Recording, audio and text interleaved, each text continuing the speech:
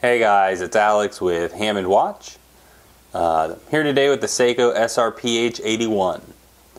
This is a field watch from the Seiko 5 range, recently released. And it's a limited edition. They did 1,000 pieces celebrating the 10th anniversary of Worn and Wound.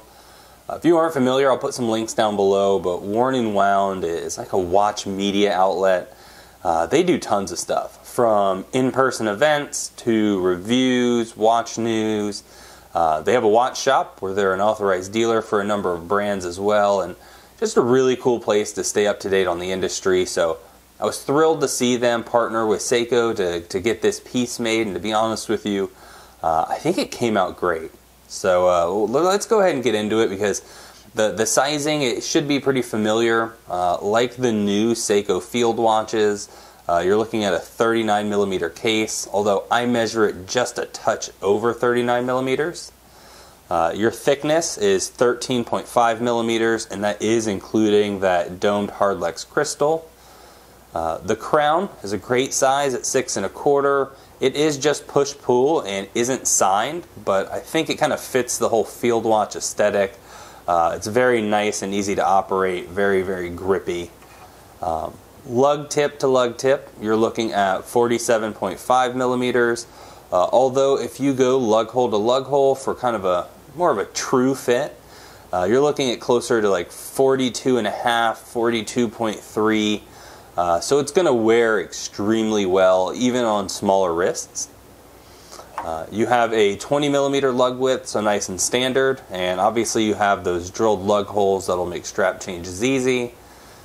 That said, I don't dislike the padded canvas strap that they have used. It's a little bit thick. You know, at its biggest point up near the case, you're looking at 5.5mm, and then it tapers out a little bit as you get to the end.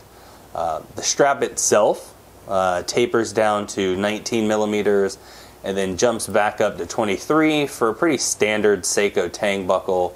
Very much in the vein of what you would get on any of their field watches in the past. Nothing too exciting, but it certainly gets the job done. The underside of the watch is almost completely polished, with really the only exception being this innermost ring of the screw-down case back where you see limited edition and the number of 1,000 pieces. That is brushed. Outside of that, it's very much kind of business as usual. 10-bar water resistance reference, stainless steel, made in Japan, and then a reference to the movement, which you can see through the display window. It is a 4R36. It's an automatic movement that they use in a ton of their entry-level pieces. It does have hacking and hand winding. It does have a day and date complication. It's extremely robust. And while they claim a plus 45 to minus 35 seconds a day allowable variance, in my experience, you're going to get much closer to about plus or minus 10 seconds a day. The display window is dressed up pretty well. I like the gold. I think it's a nice touch. They do the Worn and Wound 10th anniversary logo, and then a little bit of text at the top letting you know that this Seiko 5 Sports was provided for Worn and Wound, and then that it's celebrating 10 years. I think they did a really nice job with this. You know, they didn't go crazy, but having that reflective gold is just a nice touch to remind you that this is a special watch. You know, limited edition too. You know, there's so many limited edition watches that come out nowadays, and it's always disappointing when they're not numbered. So I always appreciate having that. It just makes it feel a little bit more special, and especially with 1,000 watches for Seiko. You know, that's a relatively small batch. You know, you tend to see a lot of limited editions that have, you know, 5,000, 10,000 watches, and at that point it just doesn't feel the same. The polishing on the underside of the watch continues on the side of the case as well as between the lugs, and I think it looks nice. You know, mixing up the finishes, giving you a little bit more visual interest, I think makes sense on a watch that's supposed to feel pretty special. That said, I think they had a couple of small missed opportunities. The first of which being the crown. And I want to be clear here, the crown is wonderful to operate. It feels very nice. I just think a Worn and Wound logo there would have put this over the top. Additionally, having all of this polishing on the sides of the watch, I think it would have made sense to maybe do that lower section of the bezel as a polished finish as well, just to kind of alternate between polished brush, as you see on some of the 5KX models. But those are both relatively small gripes. I think the biggest complaint with this watch across the board will end up being what is kind of usually complained about with lower end Seikos, and that's the crystal. It's got a wonderful dome, really fun distortion, but it's hard legs. And for a watch that's supposed to be special, it's just always a little bit of a bummer to know that you're going to have to deal with scratches in time. I think this would have been a great opportunity to upgrade to a sapphire, even if it meant increasing the price a little bit more. Crystal aside, I think this is probably the most attractive field watch dial I've seen from Seiko. I'm a huge fan. I love what they've done with textures here. That innermost gray circle has a nice kind of radial, almost brushed pattern to it, and a very nice sunburst, and it looks so good next to that kind of diamond waffle pattern that runs through the minutes track. The two colors contrast well. You get a very nice pop of red at the tip of the seconds hand, as well as with that triangle at 12 o'clock. I love that they did the day and date wheel in black. Sometimes on field watches that run this inner ring, you'll notice that that inner ring doesn't really line up with the split between the day and date wheel.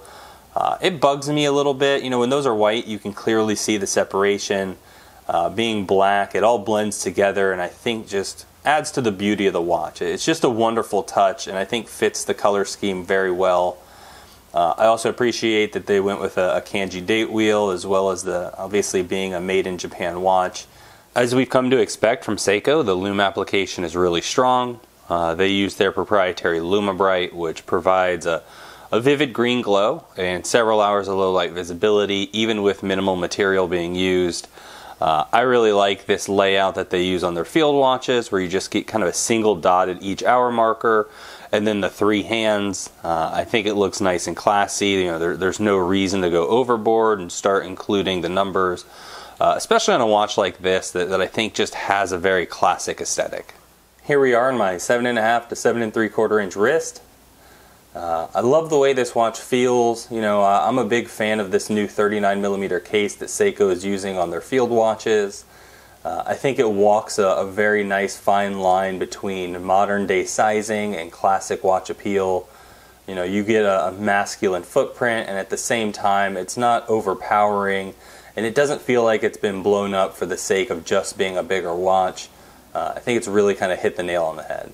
So while packaging and marketing materials aren't really a big selling point for me with any watch, I do appreciate that they went out of their way to try to make this feel a bit more like a special experience. You get a nice postcard with Seiko 5 and the worn and wound branding, and then on the back there's a nice note from the team just thanking you for all of the support over the last 10 years. You also get some branding on the box itself, in the way of their 10th anniversary logo, and then just the worn and wound logo on the upper. The watch is also sent out with a bonus Nato strap from a company, I believe that's pronounced Apt. This is a US made nylon Nato. It's navy blue and has a nice little pop of red. Feels like a decent quality, not overly nice, but getting a bonus strap with the Seiko 5, especially considering the price point, is pretty cool. These retailed at $325, which I thought was really awesome. They didn't use it as an opportunity to just have this big cash grab and really jack up the price. $325 retail I feel is pretty on par with Seikos of this caliber. And while they all sold out, there are plenty available on the used or resale market. Most of the prices where I see these actually transacting are kind of in that $550 range, so make sure it's a watch you really want before pulling the trigger there. I hope you guys have enjoyed the video. If you have, please don't forget to give us a thumbs up. It really helps out a ton in YouTube's algorithm. Also, consider subscribing. I put watch content out weekly at a minimum, and hope to see you in the next one.